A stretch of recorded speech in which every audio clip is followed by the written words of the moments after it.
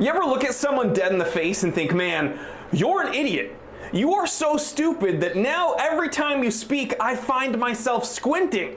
Like, you bring zero value to the world and your opinions make everyone dumber when they hear it. The room's temperature must be higher than your IQ. You are worthless. You are ugly. No one likes you. Well, apparently I'm not the only mind-numbingly stupid person around here on YouTube, because Marcus Brownlee, the tech YouTube superstar with his 17.8 million subscribers, had a horrifically bad take recently when he said, Nissan has never made a track car. I don't think they've ever made a track car. And do you consider the GTR a track car? I don't. Okay. And so I think some people might disagree with you on that. That's right. Nissan never made a track car, and the GTR is not a track car. Well, you know, I gotta give him some grace here. He's made his whole enormous career with immense success expressing his opinions online, right?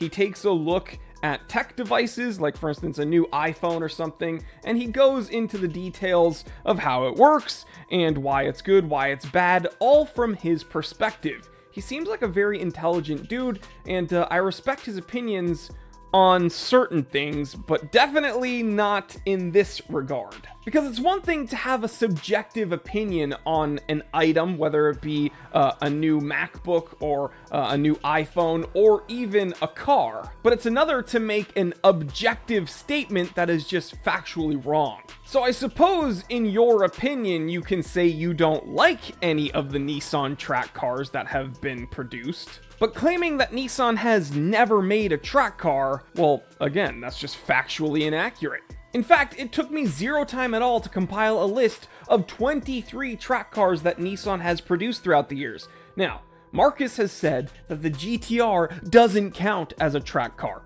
I disagree with him, but even when we take a look at the list, 2 of the cars on the list are Skylines and 1 is the GTR Nismo. So even if we remove those 3, we have 20 track cars that Nissan has produced. Let's go ahead and take a look. First up is the Nissan Delta Wing. This thing is incredibly streamlined. It literally looks like a missile because that's essentially what it is. It debuted in 2012 at the 24 Hours of Le Mans race. And although this Delta Wing is technically on an Aston Martin chassis, Nismo provided the engine in return for naming rights. So, for all intents and purposes, this is a Nissan. And it's a track car. Next up, the Nissan R88C. This car came out around 1988, and the engine was capable of producing around 950 horsepower. This thing is an absolute weapon and a definite track car. Next up, the Nissan R89C. This one came out in '89. This car had the VRH35 3.5 liter twin turbo V8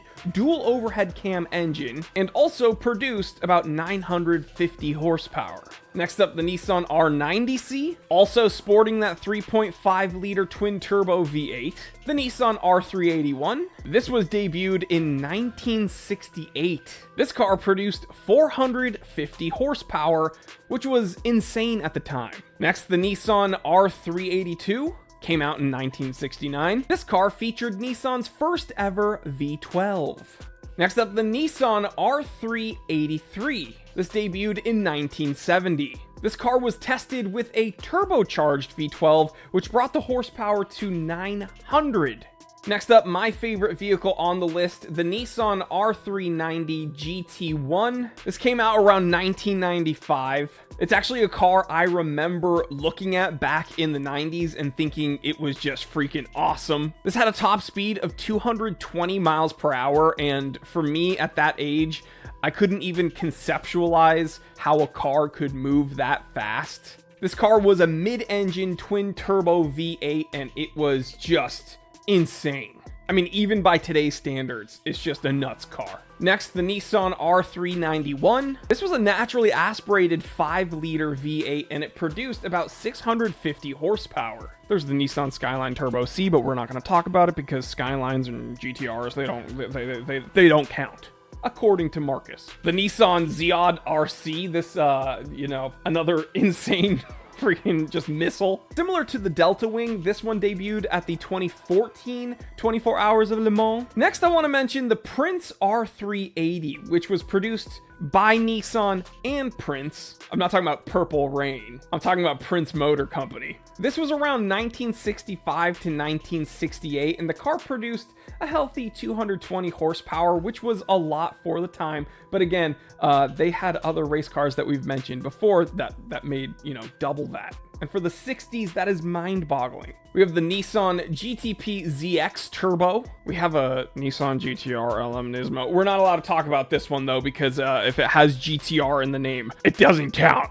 We have the Nissan NTP90, the Nissan P35, the Nissan LM03C, and the very cool Nissan R87E. So again, you can be like me and have your own opinions on each of these cars and say, oh, this one's good or this one's bad. In my opinion, I don't like this one or I really do love this one. But you can't make an objective statement that is just factually incorrect. Nissan's never made a track car. I mean, I have a list of 23 here, but I'm sure my commenters can find even more. So in the comment section, if I missed one, let me know, and I can learn from you just as much as you learn from me. And also in the comment section, let me know which one was your favorite on today's list. I hope you enjoyed today's episode. I hope you learned something. If you enjoyed this, please subscribe and hit the bell icon so you don't miss out on another upload. I'm T3, and it's time to drive.